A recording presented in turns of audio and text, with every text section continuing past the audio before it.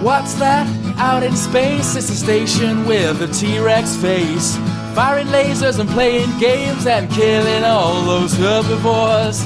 Out beyond the atmosphere, he's collecting stuff and striking fear. Come on board and grab a beer for gameplay vids and retro cheer. T-Rex Space Station. Hi guys, it's Ben from T-Rex Space Station. How's everyone doing? This is going to be the announcement of the winner for my 10 random questions competition. And also I thought I might as well get round to giving my own answers to the questions. Firstly, I'm sorry that this video has been a little bit delayed. I actually did intend on announcing the winner a little earlier, but I've been really ill with infected wisdom tooth, which is really surprisingly painful. I didn't have any idea how bad that could be. But I'm dosed upon painkillers at the moment and therefore able to speak a bit better than when they wear off, so I thought I'd crack on and get the video out. Though I am feeling a bit like death, so I'm not going to show my face. I'm just going to do a bit of a talkie over some Mad World footage, which is a great game on the Nintendo Wii. Firstly, I'd like to say a massive thank you to everybody that took part in the competition. I was really amazed and impressed by how many people responded, and I've had so much fun watching your video responses and hearing your answers. What I liked most was probably hearing your advice to new YouTubers, and I think that some of the advice was very profound and varied and very useful.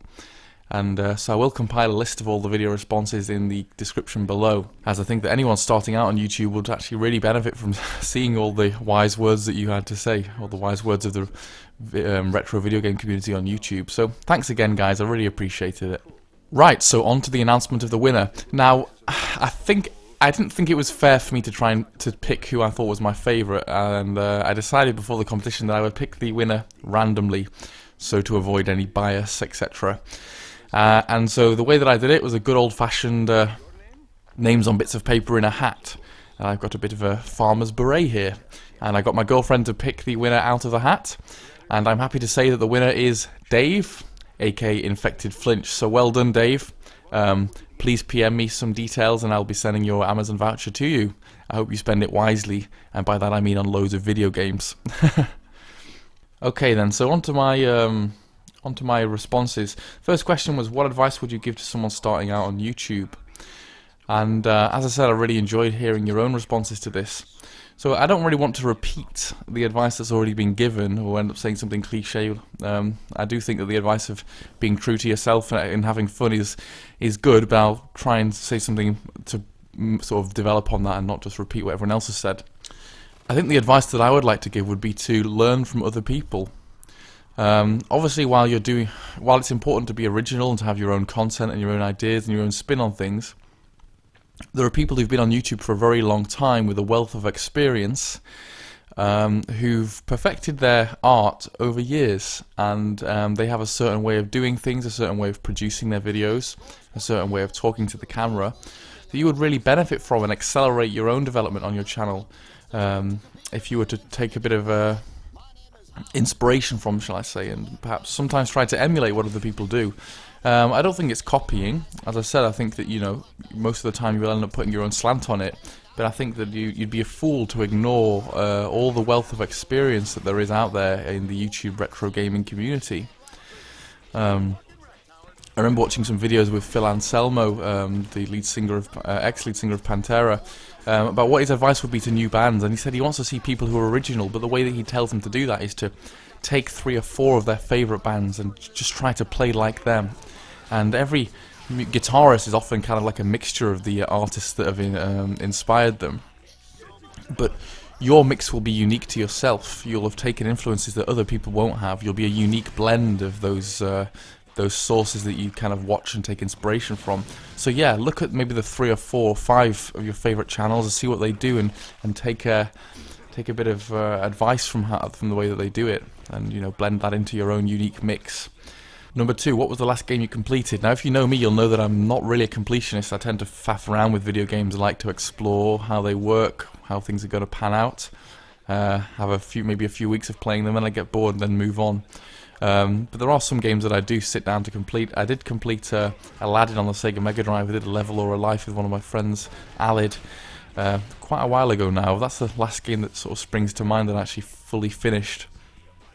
Aladdin is a superb Disney platformer. It's on the Sega Mega Drive, and I think it was also on the SNES and on the PC, if I'm not mistaken. Really cartoony, really stays true to the Disney style of things, and it's a very beautiful looking game in terms of the capturing the character of the film. So I'd strongly recommend that you check out the Aladdin video game if you've not already. Number 3, what's the most disappointing game you've ever owned?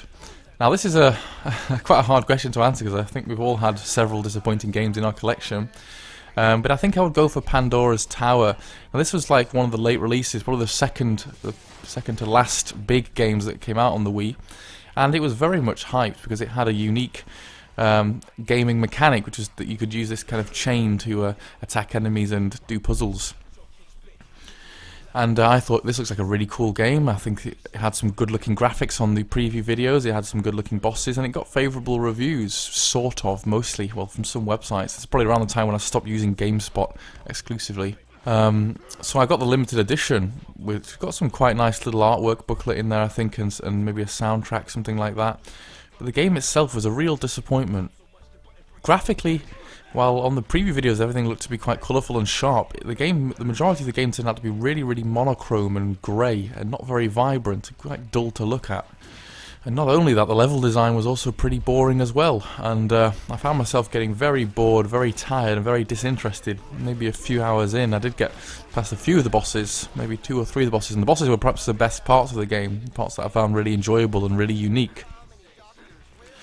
But between those sections was actually a very derivative kind of platforming game with very little new to offer. And I've got a £50 limited edition box set here, but at least, you know, the box is quite nice, and it is a nice part of the Wii library, I suppose, but 50 quid was a bit of a rip-off, and I was really surprised by how average that game was. So yes, Pandora's Tower. Number 4, what was your favourite arcade game back in the day? Oh, this is a hard one to choose, because I did quite like several games in the arcades when I was younger. I'd probably go for, you know, Metal Slug 3, which was a fantastic arcade game that I loved playing down the arcades. Play with my friends. I think it was in the local swimming centre where I used to go to. But I used to also really enjoy a game called Wardner.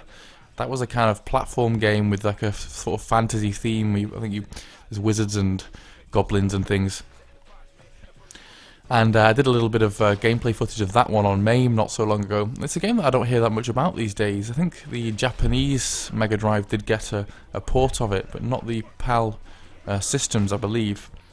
And even then, the Japanese version is pretty rare and not that easy to get hold of. But yeah, I'd probably go with Metal Slug 3, but Warden would be a close second, and a really, really good game to check out if you've not heard of it. Maybe go and look at my video, though I'm not here to plug my own channel. Number 5, do you prefer PC or console gaming, and why? Now, I think most of you have pointed out that there's a bit of a false dichotomy, really, and each has its own place, and different moods will reflect different opinions on this. I think I did start out gaming on the old 286. I used to play Lemmings and Mei Yong, and go on and play some of the Commander Keen and Duke Nukem games. But as I have said before, I did also have an Atari 2600 around when I was quite young too. So I've always had a pretty good mixture between the two. At the moment I tend to be quite a busy person. I like to plug in and play, and for that reason I think consoles are probably winning it at the moment. I like to have something that will run well calibrated without any faffing around. Though, that said, I'm really enjoying a lot of indie games at the moment, and I think the PC, one of the big draws for the PC is the wonderful plethora of indie developments and small games company titles. But you know, actually consoles are getting quite a few of those too, on the Xbox Live and things like that. I do intend to buy myself a big Uber games machine soon, but I've always preferred a gaming pad, consoles, and the accessibility and ease of use of consoles. So yeah, consoles are going to pip the post. Number 6, what's your favourite shoot 'em up? This is an easy one for me. You've probably seen me posting loads and loads of videos, well, not loads and loads, 2 videos of me playing along to the music from Fireshark. Fireshark is such a great shmup on the Sega Mega Drive. I think the music is one of the major attractions of that game to me. It just sounds like, every song sounds like an Iron Maiden tune, and that's probably why I've been playing along, and I probably will keep on posting videos of me playing covers of the music from it. I'll try and maybe complete the whole game's music if I can. It does take a long time to listen to the melodies and try and piece them together into a guitar track. But it's really, really fun. It's fast-paced, it's got varied enemies, it's got a kind of epic feeling. You're a little fighter plane hovering across the water, shooting down ships and planes and everything.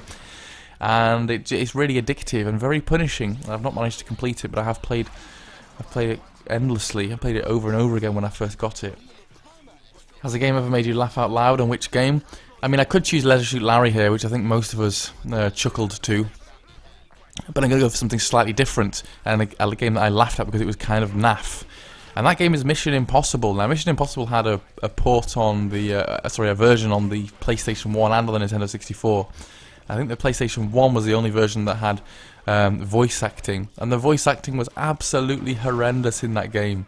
And me and my brother used to chuckle to ourselves at particular parts in the dialogue. For example, there was one part when you tried to bluff that you were actually just out walking your dog, and one of the Russian guards goes, "Hey dog," and it's like, oh my god, this is horrendous. And there's another part where you're kind of mingling in a cocktail party, and some woman comes up and goes, "I want to interview you." That's the best impression that I can do. Really, really stupid sounding voice acting. And me and my brother would just roll around laughing at that part every single time. So yes, Mission Impossible, not the greatest game, not the worst either, but yeah, I don't really miss playing that. Number 8, if you could go for a drink with a video game character, who would it be and what would you talk about? Oh gosh, this is not an easy one, is it? I would probably go with Duke Nukem. We'd chat about kicking ass and chewing bubblegum. And I'd probably ask him about what it was like to see those pixelated strippers all those years ago, and how the times have changed, and what went wrong with Duke Nukem Forever. Tell me, Duke Nukem, what did you personally do wrong? It's a bit aggressive there, he could probably beat me up for hassling about that. I'm sure he's rather sensitive about the flop of that title. Number 9, what's your favourite licensed video game? This is an easy choice for me, and it's going to be The Godfather, firstly on the PS2, and I think there's a release on the Nintendo Wii as well. This is a superbly put together sandbox game. It's really, really well done, and obviously it has that kind of Grand Theft Auto style gameplay, but it has lots of things that Grand Theft Auto games don't have. It's got an extortion system, it's got owning small businesses and getting revenue. It's really good. It captures the feeling of the movie while remaining pretty unique and original, and it does follow some of the movie story, and it has its own little bits in there too. It's got a great deal of content, and it really does make you feel like a proper old school gangster going around and scaring people and extorting money and running rickets and all the rackets, not rickets. That's a disease where your legs go bendy, isn't it? Something like that. I'm no doctor. And it's just really, really good, and it's such a breath of fresh air to play it, and I still play it to this day sometimes. It's really fun. Again, a game that I've not completed, but I really should have. I've played it for hours and hours on end, though. Yeah, great sandbox game. And 10, give a shout out to another channel. So I think that I'll choose somebody who's done a video response to this competition, actually. I'll choose Jordan Holloway. He's a relatively new channel, quite a small channel. He's only got 61 subs at the moment. And I only became aware of him through his video responses, but he seems like a really nice, friendly, down-to-earth guy. He's got some good content here. He's producing videos pretty regularly, and yeah, he does kind of in front of camera things, you know, talkies, pickups, trade videos, that kind of thing. And yeah, really likable guy, really nice channel, and one that I hope to see developing a little bit more as we go along. I'm sure he could benefit from a few subscribers to boost his confidence and yeah, help the channel to take off. Alright guys, thanks so much for taking part in this competition. It's been really, really fun, and I'm just really grateful to you all for you know, chipping in. And maybe I'll do another competition shortly for my 200 subscriber special, as to, I think yesterday I reached 200. Yay! Okay guys, take care, and I'll see you all soon. Bye.